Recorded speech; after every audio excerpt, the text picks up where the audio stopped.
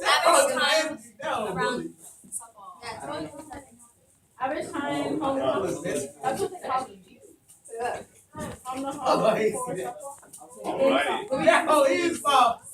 Mr. Lucas? Alright. Oh, look. I didn't say it.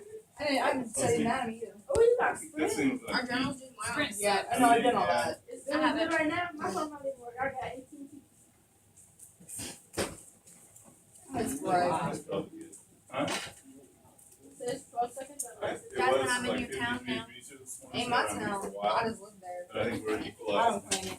Who said it in my I don't claim it. Well, we're gonna watch the Gator Division thing since people were talking about the last year's teacher a little bit. It reminded me. And also, before we do that, and I know some of you probably went to like 3 of those things on Friday. A lot of senior classes seemed to be in there when I went. Where? Friday there were some.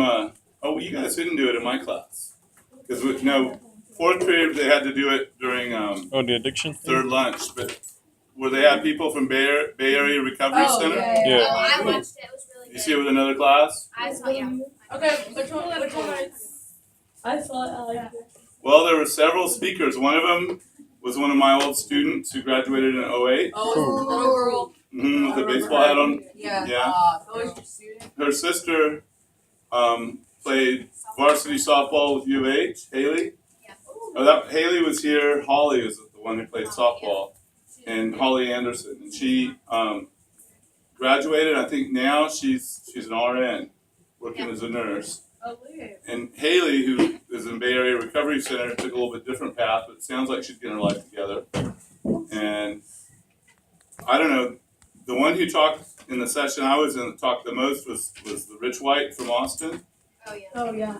The water ski boat and Oh, the no. truck and the, Yeah, He her. was young. He was like 23. yeah, and he's pretty fresh. I think he's only been there a couple months. Like 3 Yeah. months. Yeah. I think it's July. Mr. Lucas, can you It's really guys sad.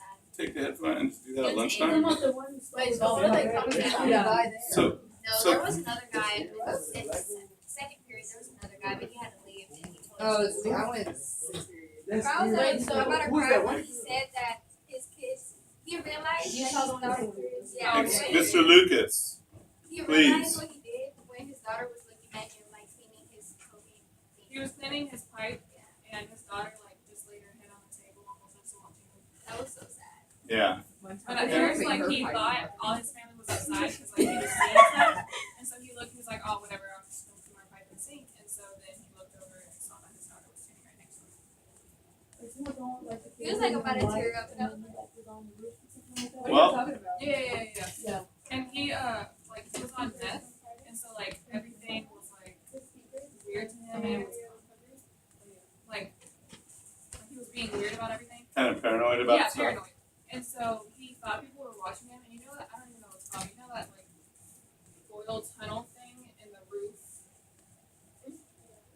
like out of your. I know Your what attic you're talking stairway? Oh, yeah, I know what you're talking about. about. Yeah, it's like you see, you can like see through it. Turnovers? I don't know, but like he would climb through it and like use that as his like Safe place? Or? safe place to see if people were watching him. I heard one guy was fighting with his wife, and she called the cops, and he went and hid on the roof and It was watched that her. guy. Oh, yeah. Okay. Yeah, and he went and hid on the roof, and the cops didn't find him because he was over the roof. You just watch them run around.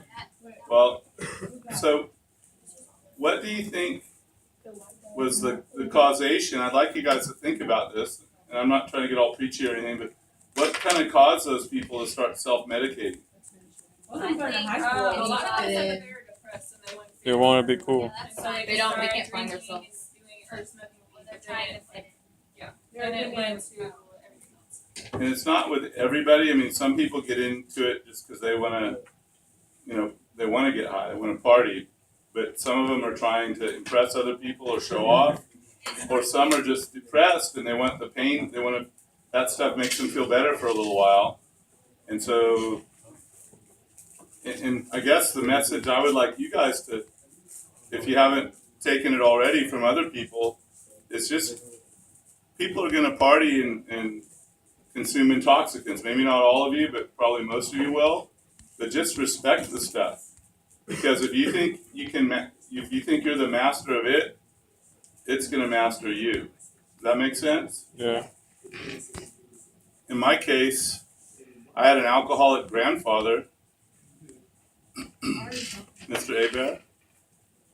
I had an alcoholic grandfather who would use me as a excuse, and he'd say, "Oh, we'll go do the grocery shopping. Give me the list," and he'd bring me along when I was like 6 years old or so, and we'd go buy the groceries, and he craved the liquor so much that he'd go to a bar and leave me sit locked in the car for an hour while he was drinking, and he'd come out all blasted, and we'd be rebounding off curbs, like on a 4-lane boulevard with 2 lanes on our side, 2 lanes swerving, and I'd be like coaching him on how to drive when I was 6 years old to not hit the curb, and I'd sort of touch the wheel every now and then, keep him going straight. And he threatened me to not tell anyone where we've been or what we've been doing. And unfortunately, the alcohol made me not love my grandfather. I mean, I don't. When he died, he had died of a heart attack. But when he died, I felt a sense of relief. Like, I didn't have to go through that. My little brother and sister wouldn't have to go through that. My grandmother would be kind of free from dealing with all his mess, because it bothered her a lot too. And now I got remarried, I guess, almost 4 years ago. And my wife has 3 grown sons, and 2 of them are just back from rehab, and one of them just checked into a residential facility in Colorado, which is quite expensive. And luckily, he's got a big trust fund. It's going to be his money paying for it.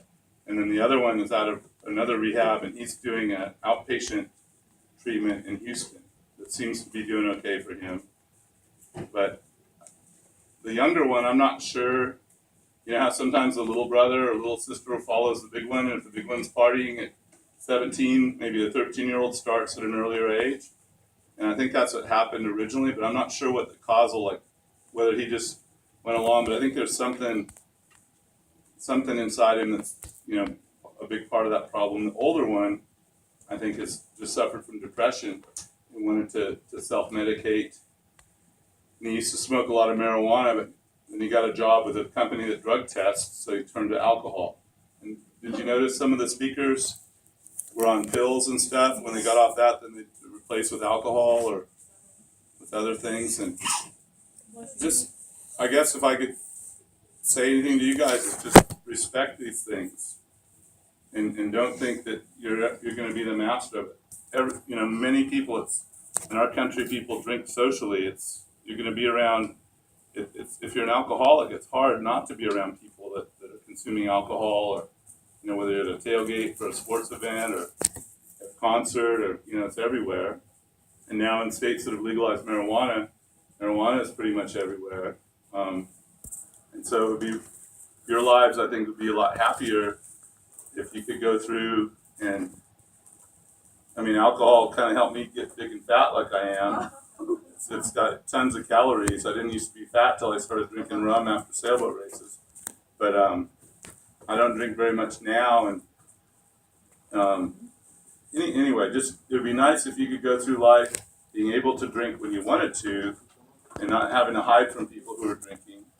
That's one, the social side of it. And the other one is that it really tears up families and tears up, it keeps you from progressing as much as you should or could. So just respect whatever you're ingesting. I need to respect food more, and then I wouldn't be so big and fat. But anyway. And if you are down and something's bothering you, find somebody to talk to, because that's really important. It's weird. I moved here. My closest friends from growing up are in California, and most of the friends that I had in this area were friends that I met through my now ex-wife. So when she and I were breaking up, I felt weird talking about my problems with her friends. You know what I mean? So I didn't have a whole lot of people to share my feelings with. So I ended up going to a therapist. at the Chris Center. It's on El Camino. These lawyers that won a bunch of money when the Challenger space